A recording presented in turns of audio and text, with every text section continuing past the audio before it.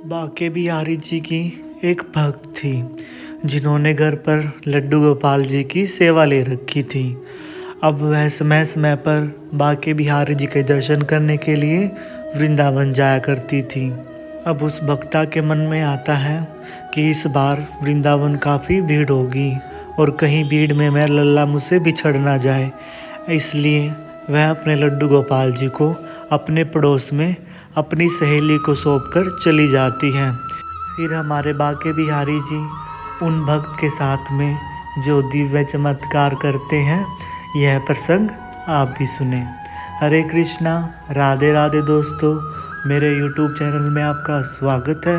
आशा करता हूँ आप सब खुश होंगे, मंगल होंगे। प्रसंग अच्छा लगे तो राधे राधे कमेंट ज़रूर करें। अभी से बहुत समय पहले की बात है, मध्य प्रदेश के किसी गांव में बाके बिहारी जी की एक भक्त रहा करती थी। वह समय समय पर बिहारी जी के दर्शन करने के लिए वृंदावन भी आया करती थी। बिहारी जी की उस भक्त ने लड्डू गोपाल जी की सेवा भी ले रखी थी, जिनकी वह नित्य प्रतिदिन नियम से सेवा भी किया करती थी। उनको अपने लड्डू गोपाल जी से बहुत ज़्यादा प्रेम था, जिनसे वह घंटों बैठकर बातें किया करती थी, अपने सुख दुख की सारी बात बताया करती थी और उन्हें सुलाने से पहले लोरी भी सुनाया करती थी और तरह तरह के पकवान बनाकर हर रोज़ अपने लड्डू गोपाल जी को खिलाती थी। अब ऐसे ही धीरे धीरे समय गुजरता रहता है। कुछ ही समय के बाद वह भक्त सोचती है कि क्यों न मैं वृंदावन जाकर बिहारी जी के दर्शन कराऊं।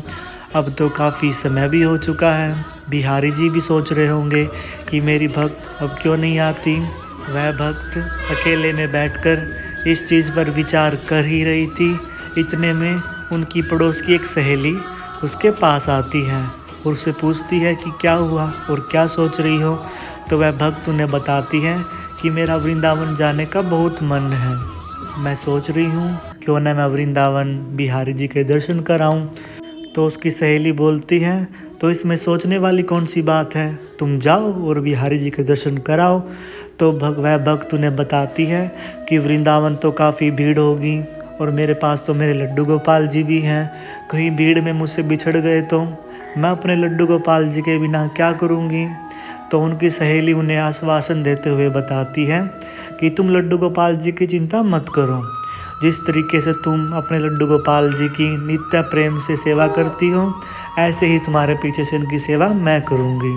तो इसलिए तुम चिंता मत करो, तुम कल ही बिहारी जी के दर्शन करने के लिए वृंदावन जाओ और अपने लड्डू गोपाल जी को मुझे सौंप जाना। उस भक्त को अपनी सहेली पर बड़ा विश्वास होता है और हो भी क्यों ना, उसकी सहेली बड़े ही सरल और भोले स्वभाव की थी। तो वह अपनी सहेली को अपने लड्डू गोपाल जी सौंपकर वृंदावन की यात्रा पर चली जाती है। तो उसकी सहेली हर रोज़ लड्डू गोपाल जी की सेवा नित्य नियम से करने लगती है और सर्दी का समय था। हर रोज़ लड्डू गोपाल जी को धूप में लेटाकर तेल से मालिश किया करती थी। जब मालिश करते करते 1-2 दिन हो जाते हैं, तो उसकी वह सहेली सोचने लगती है कि मैं तो बड़े ही प्रेम से अपने लड्डू गोपाल जी की मालिश करती हूँ, लेकिन यह पैर सीधा क्यों नहीं करते।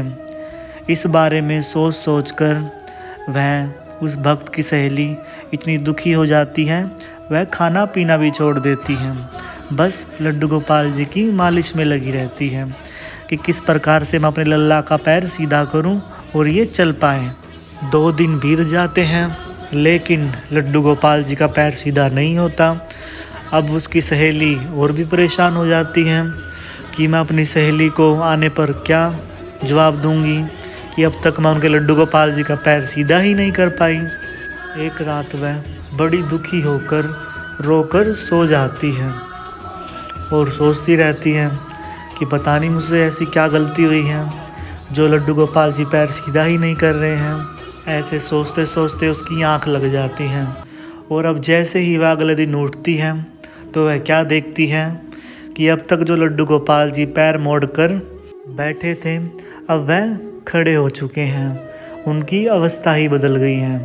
तो उसकी सहेली को बड़ा सुकून मिलता है कि चलो मैंने अपने लड्डू गोपाल जी की इतनी सेवा की है, कम से कम अब यह खड़े तो हो गए। अब मैं अपनी सहेली को बताऊंगी कि तुम्हारे लड्डू गोपाल जी की मैंने कितनी अच्छे से सेवा की है, कि देखो अब हमारे लड्डू गोपाल जी चलने भी लग गए हैं।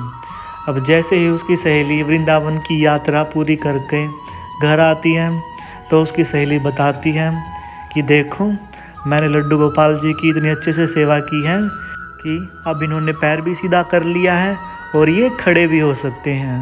जब बिहारी जी की वह भक्त यह नज़ारा देखती है तो उसकी आंखें आंसुओं से भर जाती हैं और वह अपनी सहेली के पैरों में गिर पड़ती है और कहने लगती है कि मैं इतने सालों से अपने प्रभु की सेवा कर रही हूँ, लेकिन वह आज तक कभी मुझसे इतने प्रसन्न नहीं हुए और तेरे भोलेपन को, तेरी भक्ति को देखकर प्रभु ने अपना पैर भी सीधा कर लिया, तो धन्य है तेरी भक्ति।